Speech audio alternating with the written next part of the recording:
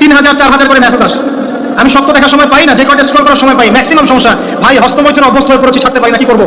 ভাই বিয়ে করতে চাই, সামর্থ্য না, কি করবো? ভাই আমার স্বামীর সাথে পরিবার হয় না, কি করবো? প্রবলেমস আর প্রবলেমস। যুব সমাজ আল্লাহর পথে জীবন উৎসর্গ করছে না।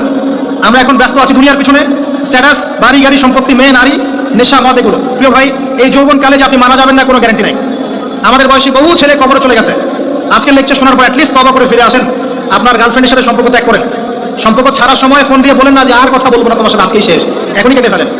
যদি আজকে বলতে চান যে আর কথা হবে না, লেকচার শুনে আসি, তওবা করবো, তোমার সাথে আমার কোনো সম্পর্ক নাই, তাহলে এই সম্পর্ক আর শেষ হবে না, চলতেই থাকবে। একদম ডিলিট করে ফেলেন।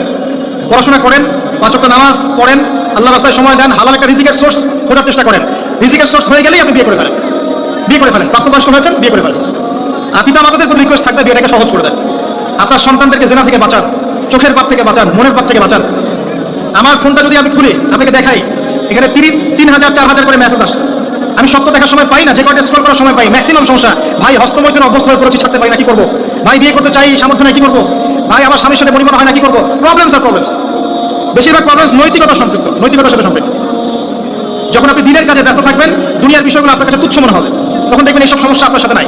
আপনি দিব্যি নামাজ পড়ছেন, রোজা রাখছেন, কোরআন তেলাওয়াত করছেন, দাওয়াতি কাজ করছেন, আপনি ভালো থাকবেন। একটা রিজিকের সোর্স বের করার চেষ্টা করেন, একটা নেককার মেয়েকে বিয়ে করে ফেলেন। এই জায়গায় অস্থির হয়ে সিদ্ধান্ত নেবেন না। একদিন বলেছি এক লেকচারে, আবার বলছি, বোরখাওয়ালা মেয়ে দেখলেই পাগল হয়ে যায় না। ঠিক তো বলছেন? সব বোরখার পিছনে প্রকৃত দিনদারিতা কিন্তু থাকে না। প্রথম কথা হচ্ছে আপনাকে আল্লাহর কাছে চাইতে হবে, এই দোয়াটা করতে হবে, রব্বানা হাব লানা মিন আজওয়াজিনা ওয়া যুররিয়াতিনা কুররাতা আয়ুন ওয়াজআলনা লিল মুত্তাকিনা ইমামা। এই দোয়াটা করতে থাকতে হবে। আল্লাহ পাক দেখবেন ইনশাআল্লাহ একজন নেককার স্ত্রী আপনাকে দান করেছেন ইনশাআল্লাহ। আরেকটা টিপস, নিজের চরিত্রকে ভালো রাখেন, আল্লাহ পাক আপনাকে উত্তম চরিত্রের মেয়ে দিবেন ইনশাআল্লাহ। নিজের চরিত্রকে ভালো রাখবেন না, আশা করতে যান না যে একজন কুমারী পুণ্যবতী স্ত্রী আপনার ঘরে চলে আসবে, এটা আশা করতে যান। আল্লাহ পাক কিন্তু ন্যায় বিচার করেন। পর্নোগ্রাফির মধ্য দিয়ে মানুষকে আর মানুষ রাখা হয় না, মানুষকে বানানো হচ্ছে পশু। একটু বোঝেন, যারা পর্ন আসক্ত তার একটা মেয়ের দিকে এই দৃষ্টিতে তাকাতে পারে না যে সে একটা মানুষ। সে যখন তাকায় মনে হয় একটা ভোগের বস্তু, তাকে ভোগ করতে হবে, তাকে সম্মান দিতে হবে, বা সে একটা আলাদা মানুষ, তার একটা আত্মা আছে, তার একটা সত্তা আছে, এই কনসেপ্ট থাকে না। মনে হবে সে ভোগের বস্তু। এটা কিন্তু পরিকল্পিতভাবে সারা বিশ্বে ছড়িয়ে দেওয়া হয়েছে, যাতে করে নারীকে নারী মনে না করে পুরুষরা। এবং যখন এরকম সেন্টিমেন্ট তৈরি হবে, তখন ধর্ষণ বাড়তে থাকে, এবং দেখবেন ডে বাই ডে এটা বাড়ছে আর বাড়ছে আর বাড়ছে। আইন দিয়ে আপনি পারবেন না ডমিনেট করতে, যতক্ষণ পর্যন্ত সমস্ত পর্ন সাইট বন্ধ করছেন। রুলস করে যতক্ষণ পর্যন্ত সমস্ত পর্ন সাইট বন্ধ না করছেন, ধর্ষণের সংখ্যা কমবে না। ছেলেদেরকে দোষ দিয়ে লাভ নাই যে ছেলেদের মনে রোগ আছে।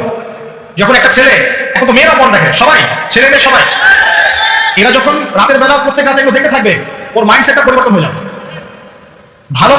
ভালোবাসাকে যৌনতা দিয়ে পরিবর্তন করে দেওয়া হয়েছে। ভালোবাসা, এই যে ভালোবাসা, স্ত্রী প্রতি একটা ভালোবাসা, মহব্বত, দেখবেন ওটাকে একটা যৌনতা দিয়ে পরিবর্তন করে দেওয়া হয়েছে। ওই যৌনতাকে মনে করা হয় এখন ভালোবাসা। নাউজুবিল্লাহ। সেটা অন্য একটা বিষয়। যেসব পরিবারের স্বামী স্ত্রীর মধ্যে মধুর সম্পর্ক আছে, তাদের জীবনটা আর যাদের মধ্যে এই সম্পর্ক নাই, তাদের জীবনটি এক। যারা বিয়ের আগে কখনো কোনো মেয়েকে স্পর্শ করেনি, একটা মেয়েকে দিনের কারণে ভালো লেগেছে, ভালোবেসেছে, বিয়ে করেছে, তাদের সংসারটা সুখী না? আর যারা বিয়ের আগে অনেকগুলো মেয়ের সংস্পর্শ পেয়েছে, অনেকগুলো প্রেম করেছে, অ্যাফেয়ার্স হয়েছে, জেনা হয়েছে, পরে গিয়ে একটা বিয়ে করেছে, ওর সংসার কি সেম হবে?